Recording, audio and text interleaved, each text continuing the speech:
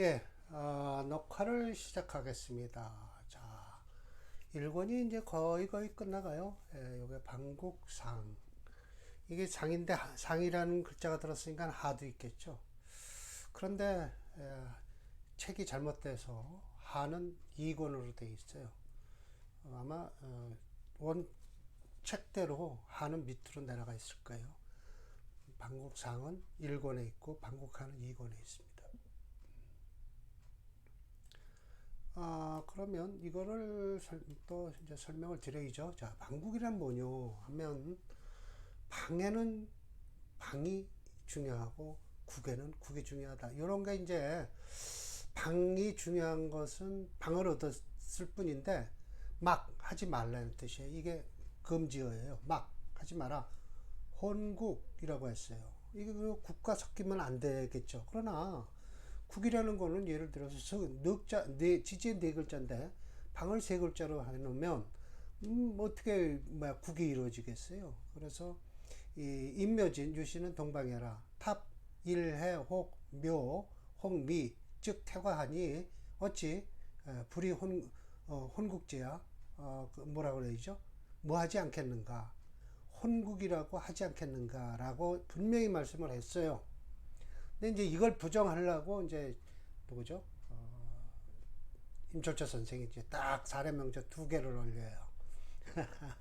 이거 더군다나 동방에 대해서 그러면서 그렇지 않다라고 말씀을 하시죠. 자, 임시왈 12지는 임묘진 동방이요 사오미 남방이라 신유술 서방이요 해자축 북방인데 범 사자는 위 성방 방을 이루었다고 한다. 마치 임묘진이 갖춰지면 그 역량은 비교해서 무엇보다 낫다는 거예요. 이거 해묘미 목국보다는 역량이 임묘진이 크다.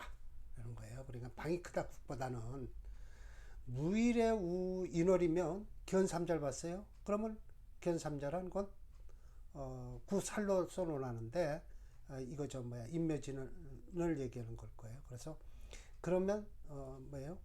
살로 논한다. 근데 또 묘월의 견삼자는 관으로 얘기를 한다는 거예요. 기일은 이거와 반대다. 그런데 또 진월의 시 인묘지세면 비교를 해야 된다. 경중을. 그래서 나눠야 된다. 관살로서. 그 나머지도 여방차라. 나머지도 비슷하게 해라. 이런 거야. 막 단지 두 자가 즉 마침내 불치 취할 수 없을 때는 말하는 바가 방국 뭐지 막혼직이라 그렇게 지리라 뭐죠 저 뭐야 방국에 섞였다고 하지는 않는다라는 거예요. 막혼 섞이지는 않은 것이 이치다.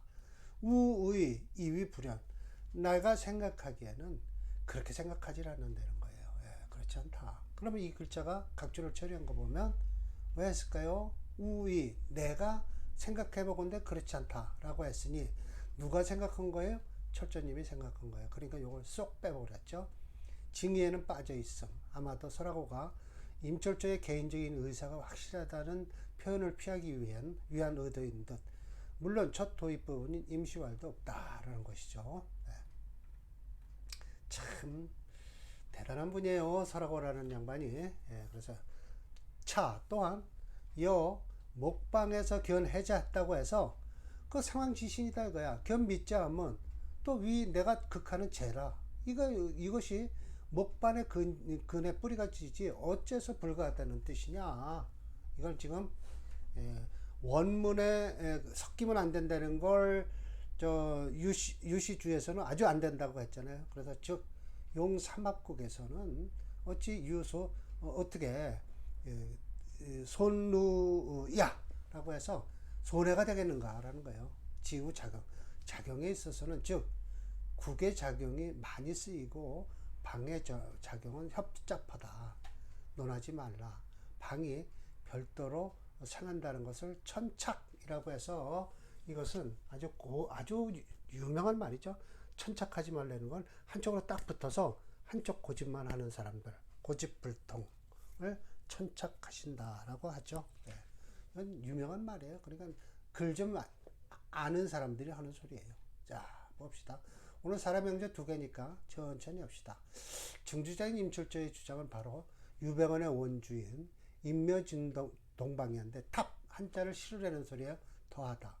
해, 홍, 묘, 홍, 미 즉 태거다라고 했는데 어찌 불이 혼국이 제 혼국이 아니겠는가라고 했어요. 그러니까 혼국이다라는 거죠. 그런데 반론을 주장한 것이다. 이미 임묘진 동방으로 형성된 뒤에도 해자나 미자를 보아도 혼국이 안 된다고 주장하신다. 자, 이 사주가 바로 그런 사주예요. 딱 맞네. 올리고 내리고 할 필요도 없어요. 요게 요 세 글자로 끝냈어요. 갑인정묘, 무진기미 이렇게 해서 인묘진이 되고 인미토가 들어와 있잖아요. 예, 그러면 이게 지금 뭐가 강해요? 예, 목화가 강하죠. 예. 그러면 이게 토도 만만치 않죠. 이쪽에서. 그런데 목방천, 탑일미자 이렇게 실어줬다는 것이죠. 탑재하다라는 거예요. 그러면 위혼이 됐어요. 그러나 미자가 없다면 즉 일주가 하탈했을 것이다. 또한 천간의 간목 투출해서 작살, 살로서 작용을 하는데 만약 이렇다면 부작관, 관이 아니지 않냐. 필요, 미자의 일주의 기가 통해서 미자에다가 신살양정하다. 예, 그렇다는 거예요. 명리상이라. 정갑, 이거 지금 찾았습니다. 정갑이 뭔가 했더니 과거 전시의 합격자 중에 가장 우수한 세 사람 즉 장원, 방한 이거 했죠. 그 다음에 갑종이라 정갑이라 합니다. 봉건사에서는 세족 중 문벌이 가장 높은 집을 정갑이라 했대요. 네. 네이버에서 찾았습니다.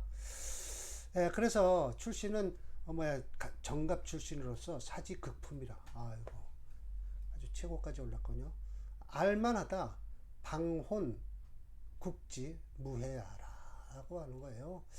여기서도 증주자의 치밀함이 보인다. 이론만으로는 반론을 주장하는 것이 아니라 이와 같이 명조를 예시하여 본인 주장을 합리화하고 이 명조는 참으로 묘하게 생겼다. 이렇게 돼서 이게 바로 토죠.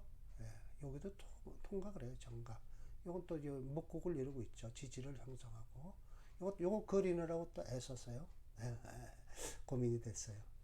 이와 같이 천간의 지지가 목의 기운을 이루고 있고 증주자에 주장하듯 신살양정이 되어 호명이 된 명조가 되었다. 이 명조의 진정한 용신은 어떤 용신일까? 오행일까? 일단 오행책론의 지수법칙을 살펴보면 목이 사령하여 임묘진 목방을 이루었으며 천간에 간목이 투출하여 목세가 가하다는 것을 한눈으로 알 수 있다. 그렇다면 용신은 이 왕한 목세에 극제하는 금을 찾아야겠다. 하지만 없으니 다시 이 금을 생각하는 두 번째 오행을 찾니 토가 있다. 특히 통력을 계산할 필요 없고 이 토오행을 용신으로 하고 시신은 이 토를 생각하는 화가 된다. 용신은 용신과 희신을 정하고 나면 토화용조가 되는데 일주 후순위 법칙에 의해서 화가 용신이다.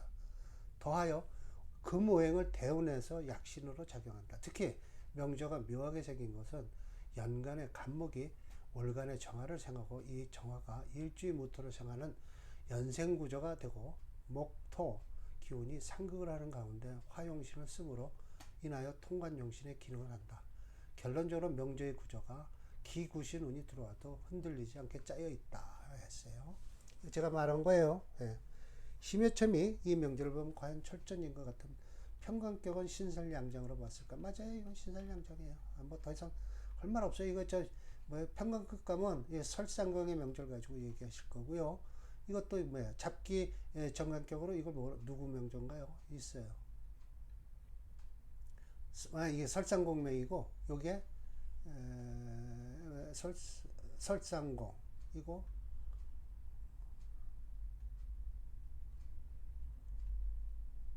외로운 사주죠. 관성 관불고보 그런 거는 칠품 이상을 얻을 수 없다. 이 사람 이름은 없었어요. 네. 관격은 이미 지났죠. 첫 번째죠. 오늘 자평진전 관격, 제격, 인성격 끝났어요. 다음 강의에 인수격을 하면 뭐죠? 사길씨는 끝납니다. 4권에서. 자, 궁통으로는 뭐 보지 말죠. 뭐 봐봤자.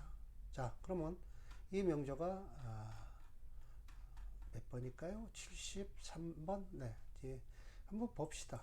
뭐가 용신인지를요. 73번. 검색어, 사례 명조.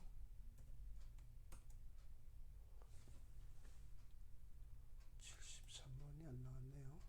19, 73, 엔터. 예, 나왔죠?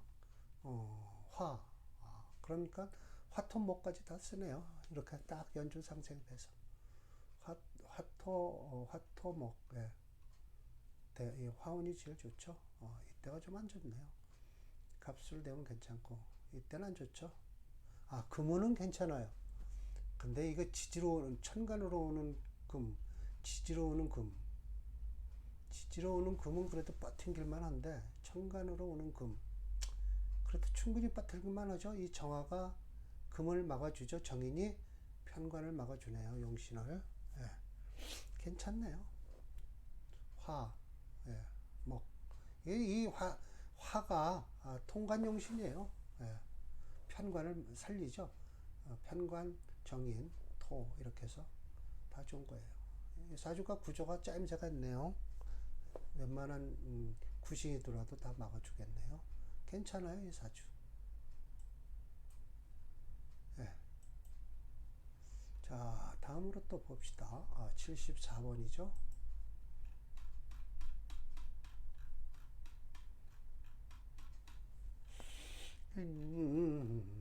자, 이 사주를 봅시다. 차, 지류, 동방이에요. 계속 목방만 나오죠. 이거 두 개 사례예요. 화는 밝고 목은 빼어나다. 빼어날 숫자예요.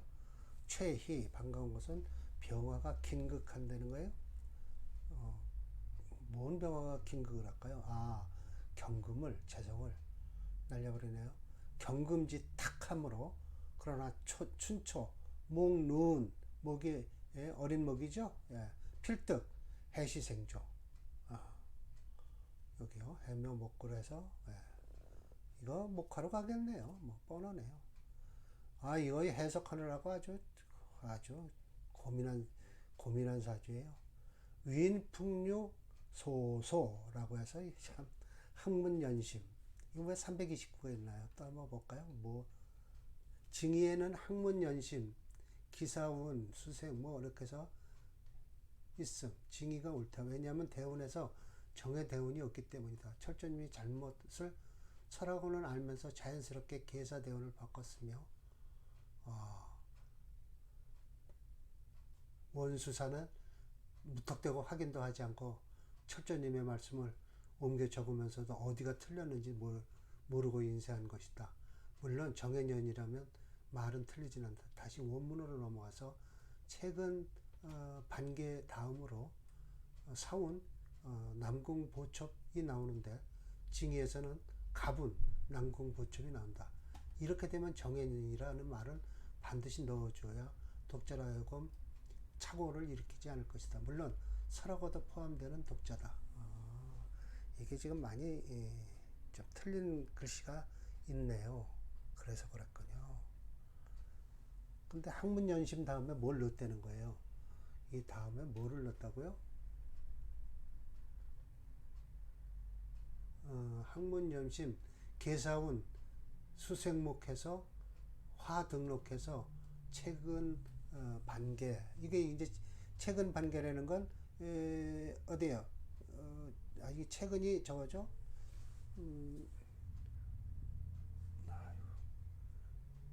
저걸 거예요. 저 국립학교 들어가는 걸. 이제 뽑혔다는 뜻이고 반개는. 이렇게 어려운 말을 해놔서. 자, 사람은 잘생겨 풍륜을 아는 사람이다. 학문은 깊이 연못과 같았다 라고 하면서 시주의 정해가 뭘 생겨주고 어디 보세요. 사운이 아니라 가분이라고 그랬다고요? 그렇죠. 과갑에 급제를 했다. 최근이 과갑이군요. 예. 남궁의 보첩이라는 건 이 남쪽에 있는 무슨 궁의 보첩. 그러니까 이게 알렸다는 뜻이에요. 승리를 했다고. 그리고 한원의 이름을 넣게 했다. 오대원 임목에 아울러 묘목에 이루고 등림이라는 건 이건 어느 소속 그러니까 무슨 저건데 특별히 그 적의 직책 명은 없더라고요. 찾아보니까. 등림에 들어가기를 원하는 사람들이 많았다라고 하더라고요. 중책을 맡는 사람으로 뽑히기도 하였다.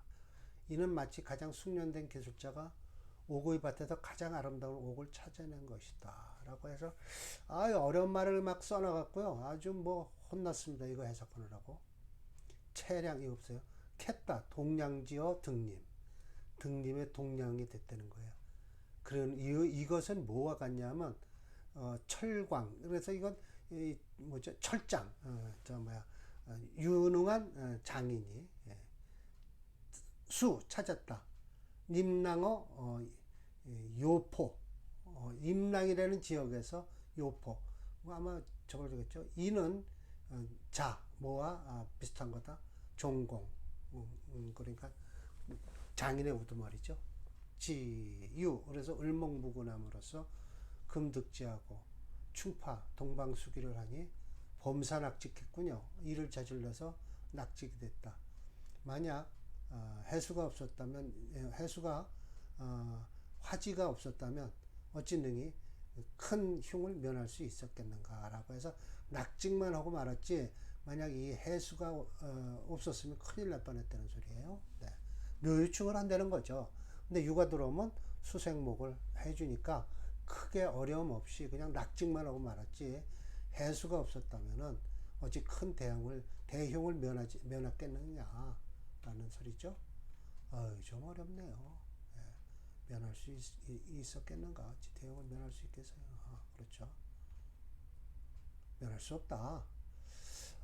또다시 증주자인 철저님의 특이한 해설 방법이 등장하는 부분이다. 특히 해석하기 힘든 글자를 사용하기에 해석하는 데를 먹었다.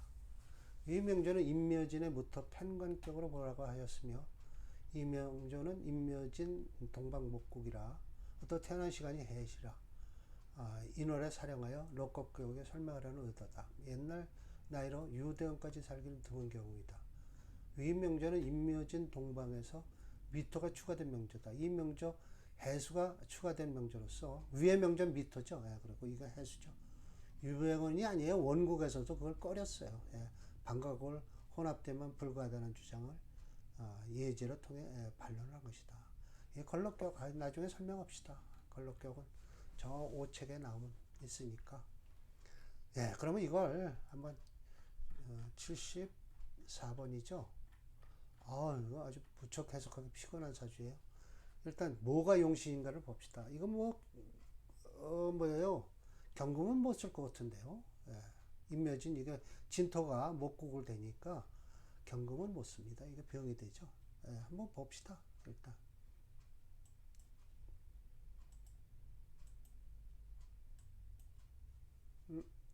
왜 안 올라오나? 이걸 안 켰군요. 예, 윈도우 캡처 2를 올라오죠. 자, 사례명조 74번을 봅시다. 아주 난해한 사주예요. 아니, 난해한 사주가 아니라 사주는 편하게 볼 수 있는데 해석하기가 아주 난해한 사주예요. 네, 맞습니다. 이거 목체 금도 못 쓰고 왜 임묘진 목국이니까 이 진토가 이렇게 빨간 게 아니에요. 이건 파랗게 돼야 돼요. 예. 해수도 팔아야 되고요. 네, 그렇다면 좌우지당간이 목체일 거예요. 네, 목체 금토용 불가예요. 수목화 중에서 화가 용신이래요. 네. 화가 용신이다 라는 것이죠. 네, 화 용신이면 아이고 대운 좋네요. 네. 대운 좋아요. 화 이렇게 해서 이 신유 이때 유대운에 돌아갔는데 돌아간 게 아니죠. 낙지까지 했죠. 뭐 이 나이까지 살면 많이 사는 거죠. 예. 무술 대우면 화토 괜찮죠? 예. 괜찮아요. 무술 대운데 이 대운은 낙직하면 충분한 거죠. 이 초년엔 좀 고생을 했겠죠. 네. 예, 그렇군요. 예.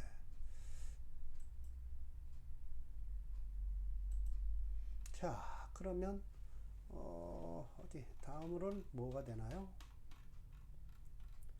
이게 막 이것이 아마 이게 끝날 거예요. 국과 혼이 이렇게 딱 섞이면 순자, 순수함의 하자가 생긴대요. 행운에서 반긴다. 남쪽 아니면 북쪽. 아주 그게 그걸 달리는군요. 네.